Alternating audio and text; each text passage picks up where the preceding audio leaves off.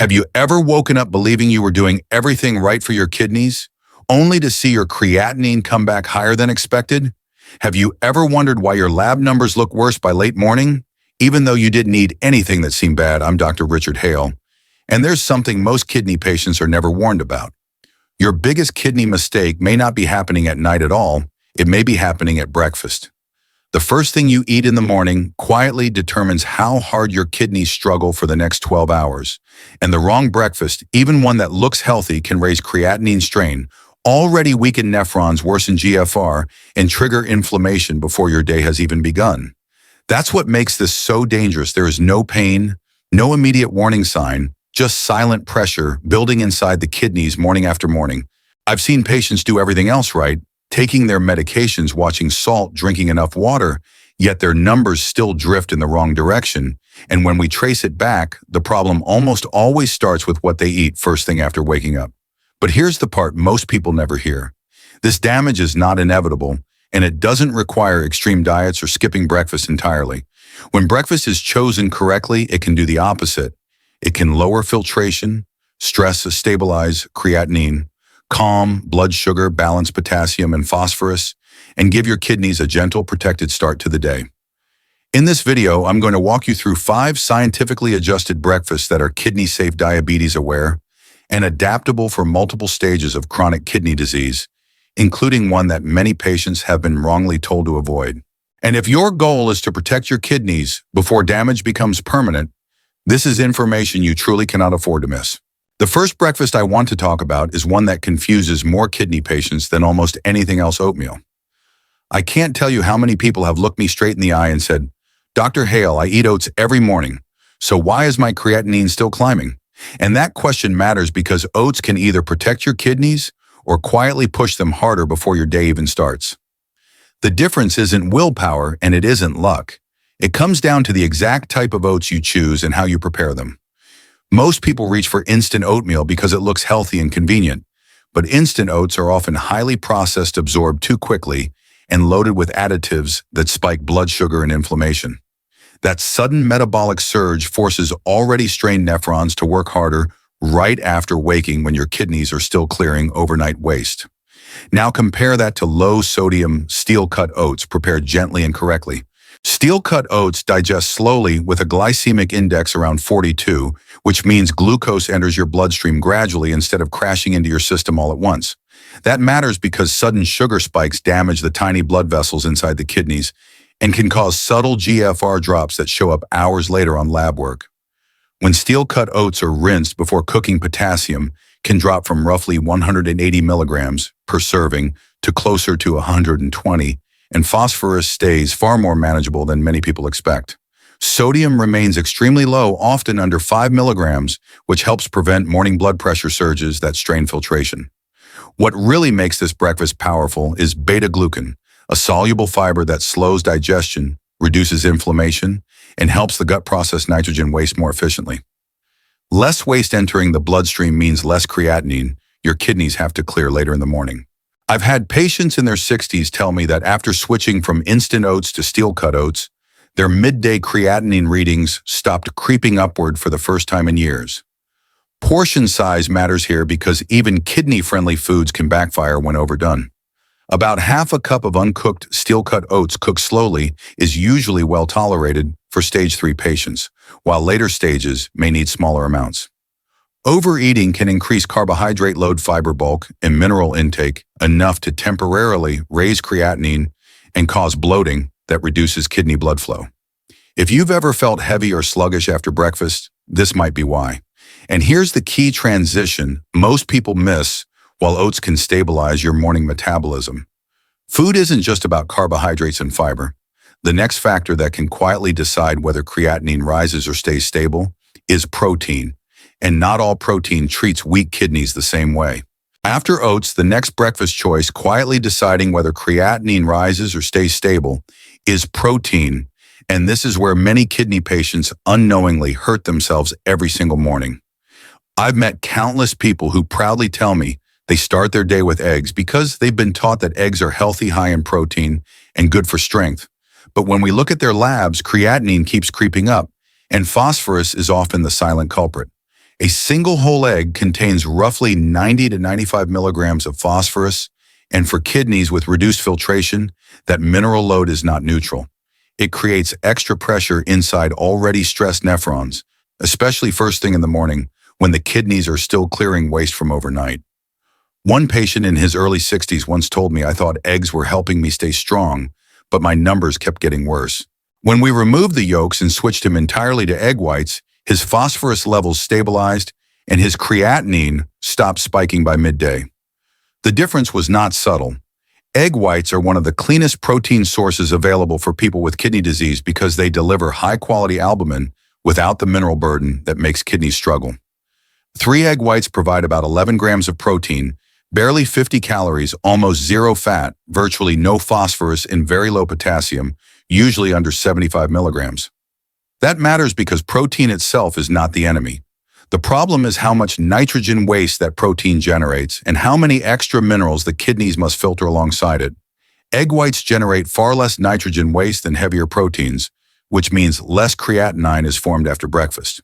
This helps protect GFR during the vulnerable morning hours when filtration pressure tends to fluctuate. Another benefit most people don't realize is digestion. Egg whites digest smoothly and predictably without the fat load of yolks that can slow metabolism and force kidneys to compensate. That calmer metabolic response allows nephrons to continue clearing overnight toxins instead of being overwhelmed by a sudden surge of waste. Portion control is still critical. For most non-dialysis patients, 3 to 4 egg whites are enough to support muscle without overwhelming filtration. Dialysis patients may tolerate more, but only when sodium and potassium are tightly controlled. Overdoing protein, even clean protein, can temporarily raise creatinine and leave patients confused about why their labs look worse despite eating right. Preparation also matters. High heat cooking damages proteins and creates compounds that stress the kidneys, while packaged liquid egg whites often contain added sodium that can quietly raise blood pressure. Gentle cooking with fresh cracked whites keeps this breakfast protective instead of problematic. But here's the transition many people miss while clean protein can stabilize creatinine. There are mornings when the kidneys don't need fuel at all, they need rest. And that's where the next breakfast option changes everything. There's a breakfast many kidney patients are told to fear, avoid, or feel guilty about, and that's white rice. I've heard people say Dr. Hale rice spikes sugar rice, raises creatinine rice is bad for kidneys. And on the surface, that sounds reasonable. But the truth is more nuanced, and when rice is prepared the right way, it can actually be one of the gentlest starts your kidneys can get in the morning. The key is not dry rice and certainly not brown rice, but white rice cooked slowly into a soft porridge. I once worked with a woman in her late 50s whose creatinine kept rising despite cutting protein, avoiding salt, and skipping breakfast altogether. She felt weak, dizzy, and frustrated. When we reintroduced a small bowl of warm, white rice porridge in the morning, her labs stabilized and, more importantly, she felt human again. The science behind this is surprisingly simple. Brown rice contains roughly 150 to 180 milligrams of phosphorus per cup, which is a heavy burden for kidneys with reduced filtration. White rice porridge, by contrast, contains closer to 30 to 40 milligrams per cup, making it dramatically easier for nephrons to handle. When white rice is cooked with extra water, its starch structure breaks down into a soft, diluted form that digests quickly and smoothly, producing far less metabolic waste after eating. A half cup of cooked porridge provides around 70 to 80 calories, about 16 to 18 grams of carbohydrates, almost no sodium, potassium, as low as 25 to 30 milligrams, and minimal phosphorus. That combination is rare, and it's exactly why the kidneys respond so well to it. Warm porridge also plays a role most people overlook. Warm foods relax the sympathetic nervous system, improving blood flow to the kidneys and helping GFR remain steadier during the early hours of the day. Many patients report feeling lighter, less bloated, and more alert after this breakfast because their bodies are not fighting heavy digestion. Portion control still matters. For diabetic patients, half a cup cooked is usually enough to provide energy without glucose spikes. Non-diabetic kidney patients may tolerate up to 1 cup, while dialysis patients often need more calories and may handle slightly larger portions with guidance. Overeating porridge, however, can backfire, causing rapid glucose rises that lead to insulin surges, fat storage, and long-term strain on kidney filtration. Preparation matters too. Adding sugar, honey, condensed milk, or high-potassium fruits like bananas can turn this gentle meal into a metabolic problem very quickly. When kept simple, warm, and portion-controlled, white rice porridge gives the kidneys something rare in the morning, a chance to catch up instead of falling behind. But food alone isn't the whole story, because what you drink with breakfast can either support this calm state or undo it in minutes, and that's where the next option becomes critical. When most kidney patients hear the word smoothie, they immediately think danger, potassium, overload, and rising creatinine. And honestly, that fear isn't wrong. Most smoothies are nutritional landmines for weak kidneys. I've had patients proudly show me their healthy morning blends packed with bananas, spinach yogurt, and protein powder, only to wonder why their potassium spikes in their labs worsen within weeks. One patient told me, "I thought I was drinking vegetables, but my body felt heavier every morning." The truth is, it wasn't the idea of a smoothie that hurt her kidneys, it was the ingredients.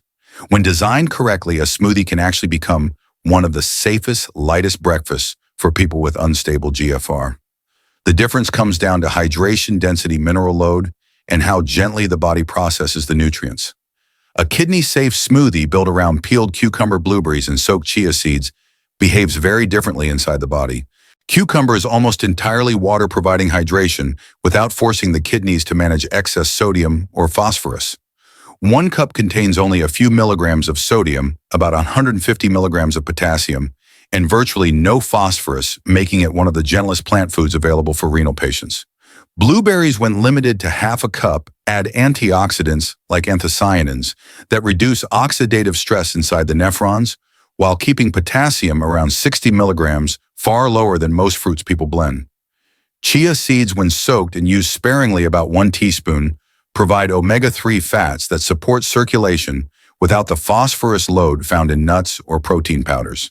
Together, a 10 to 12 ounce smoothie built from these ingredients delivers roughly 85 to 95 calories, 16 to 20 grams of carbohydrates, 3 to 4 grams of fiber, under 220 milligrams of potassium, and less than 35 milligrams of phosphorus. That profile matters because hydration improves filtration pressure, fiber slows glucose absorption, and antioxidants calm microinflammation that often worsens GFR early in the day. I've seen patients who struggled with heavy breakfast feel noticeably lighter after switching to this smoothie, reporting less bloating, steadier energy, and fewer mid-morning crashes. Portion control is essential, though, because even safe ingredients can turn against you when overused. Too many blueberries push potassium higher than intended, and excess chia can swell in the gut, increasing abdominal pressure that indirectly reduces kidney blood flow. Blending method matters too.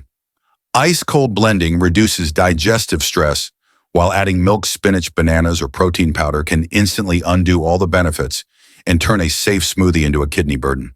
When done correctly, this smoothie doesn't overwhelm the kidneys, it supports them quietly. But here's what most people don't expect. Even the best drink can't protect your kidneys if the solid food beside it is wrong, and that's why the final breakfast choice may be the most underestimated of all. The final breakfast option is often the most underestimated because it looks so ordinary that people assume it can't possibly affect their kidneys. Yet bread may be one of the biggest hidden drivers of rising creatinine in the morning. I've seen patients carefully avoid salt, cut back on protein, and drink more water while still eating store-bought toast every day, without realizing that many breads quietly contain high sodium and phosphate additives. One man in his late 60s told me, "It's just toast, Dr. Hale, how bad could it be?" But when we look closer, his daily bread was delivering more sodium and phosphorus before 9 a.m. than his kidneys could comfortably handle. The issue isn't bread itself, it's the type and what you pair it with. When you choose a truly low-sodium, phosphate-free toast and combine it with olive oil and gently cooked zucchini, the entire meal shifts from harmful to protective. Low-sodium bread reduces fluid retention and internal pressure inside the glomeruli, which directly supports steadier filtration. Olive oil adds monounsaturated fats that calm inflammation, something inflamed kidneys desperately need because inflammation reduces GFR even when creatinine hasn't spiked yet. Zucchini brings hydration and soft fiber, without overwhelming potassium or phosphorus, helping waste move through the body instead of lingering in circulation. One slice of kidney-safe low-sodium bread typically provides about 70 to 80 calories, 14 to 15 grams of carbohydrates, 2 to 3 grams of protein, and roughly 90 to 120 milligrams of sodium with no phosphate additives. A teaspoon of olive oil adds around 40 calories and healthy fats with zero sodium or potassium, while 1 cup of cooked zucchini contributes only about 27 calories, minimal sodium, around 170 milligrams of potassium, and very low phosphorus. Together, this creates a breakfast that feeds the body without overwhelming the kidneys. I've watched patients who struggled with morning swelling and pressure feel noticeably lighter within weeks of making the switch, because lower sodium means less fluid buildup and less strain on filtration. Portion control still matters. 1 to 2 slices of bread is usually enough. Zucchini should stay between half a cup and 1 cup cooked, and olive oil should be limited to 1 or 2 teaspoons to avoid excess calories that can affect blood sugar and digestion. Preparation matters as well. Light toasting avoids harmful compounds from burnt bread, and low-heat sautéing keeps zucchini hydrated instead of dried out. Adding butter, cheese, or salty seasonings can undo all of these benefits in minutes. When done correctly, this simple breakfast quietly supports creatinine control, steadier GFR, and calmer kidneys through the entire morning. But even knowing all 5 of these breakfasts isn't the final piece, because there's one small habit that can amplify or sabotage everything you've just learned, and that's what we need to talk about next. If you've been worrying about your kidneys, I want you to pause for a moment and hear this clearly. You are not alone, and you are not powerless. Kidney health is not decided by a single lab result or one mistake you made years ago. It's shaped by the small choices you make every day, especially the ones you repeat in the quiet moments of the morning. What you eat first does matter, but it doesn't have to be complicated or extreme. It simply needs to be gentle, consistent, and respectful of kidneys that are already working hard to keep you well. Start where you are. Choose just one breakfast from today's video and try it for a few days. Notice how your body feels, how your energy changes, and whether your mornings feel lighter instead of heavy. Drink water slowly, avoid loading your body with heavy protein too early, and keep monitoring potassium and phosphorus with your healthcare provider. These are not dramatic lifestyle changes, they are protective habits, and over time they can make a real difference. If this video helped you understand your kidneys better, please save it so you can come back to it whenever you need guidance or reassurance. And consider subscribing to the channel so you don't miss future videos where we break down the latest medical knowledge on kidney health, creatinine control, and protecting your GFR in a way that's practical, realistic, and easy to apply in daily life. New content is added regularly to help you make informed decisions without fear or confusion. Most importantly, don't give up hope. Kidneys are more resilient than many people realize. When you stop overloading them and start supporting them correctly, stabilization and sometimes improvement is absolutely possible. You don't need to change everything overnight. One better breakfast, one calmer morning, and one informed choice at a time can quietly shift the direction of your health.